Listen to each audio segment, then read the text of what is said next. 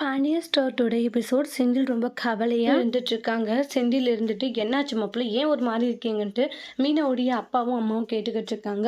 மீனா மறுபடியும் உங்கள் பேச்சை கேட்கலையேன்னு என்ன சொன்னாலே அவர் கேட்க தான் மாட்டா மாமான்றாங்க. நான் எவ்வளோ சொல்லியிருக்க தனியாக போனால் நல்லா இருக்கும்ன்ட்டு, ஆனால் இப்போ வரைக்கும் அந்த குடும்பத்தை விட்டு வர பிடிக்கலன்றாங்க. ஆனால் என் வீட்டில் பேசிட்டேன், என் அப்பா இருந்துட்டு அவன் தனியாக போகணுன்னா போகட்டும்ன்றாங்க. ஏன்னா அப்பா கோபத்தோடு சொல்லலை, அப்பா வந்து ஒரு நல்ல விதமாக தான் சொன்னார். அவன் தனியாக இருந்து முயற்சி பண்ணணும்னு நினைக்கிறானா, மேலே வரணும்னு நினைக்கிறானா, சரி அப்படியே பண்ணிட்டு மாதிரி சொல்லிட்டாங்க.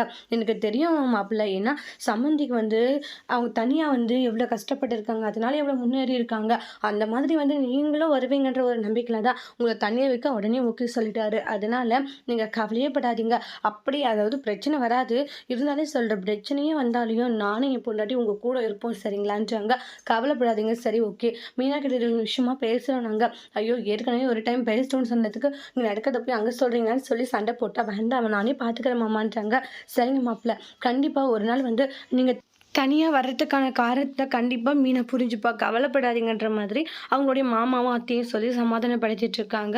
அதுக்கு அடுத்து தான் வந்து கார் ஓட்ட கற்று தரலான்னு சொல்லிட்டு கதிர் ஒரு இடத்துக்கு கூட்டிகிட்டு வந்திருக்காங்க. ஏன்னாச்சு, ஏன் ஒரு மாதிரியாகவே இருக்க?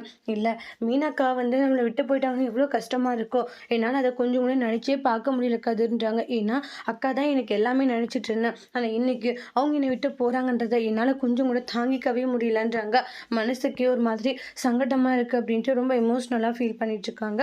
அதெல்லாம் எதுவும் இல்லை, சரியா ஃபீல் பண்ணாதன்றாங்க. நான் ஒன்று சொல்லட்டுமா, ஒருத்தர் ஒரு இடத்துக்கு தனியாக போகணுன்னு விருப்பப்படுறாங்கன்னா அது அவங்களுடைய போக்கில் விட்டுறணும், அவங்கள போகவே கூடாது, நம்ம இருக்க வச்சுக்க கூடாதுன்றாங்க.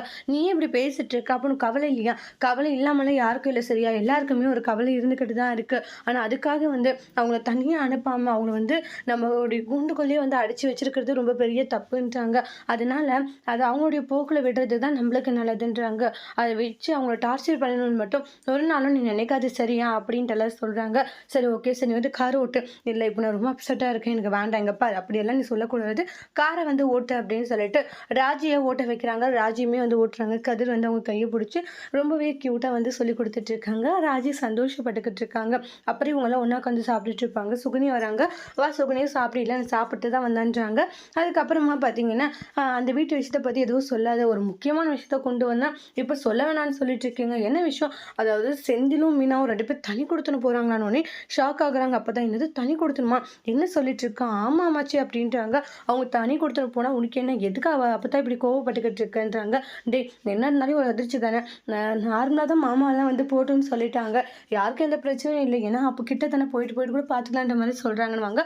அப்புறமா வந்து அந்த டாப்பிக்கை விட்டு அப்போதாவுடைய பர்த்டே இன்னும் 2 நாளாக வருது, அது சிறப்பாக கொண்டாடணுன்றாங்க.